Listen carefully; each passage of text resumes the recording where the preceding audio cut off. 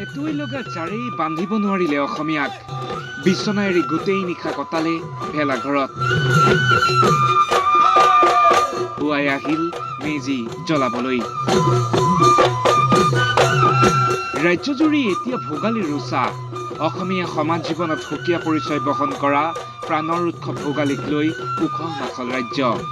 ভোগৰ উৎসৱক হেঁপাহেৰে আদৰিছে অসমীয়াই উৰুকাৰ নিশা ভেলাঘৰত লগে ভাগে এসাঁজ খোৱাৰ পাছত পুৱাতেই ল'লে মেজিৰ শেষ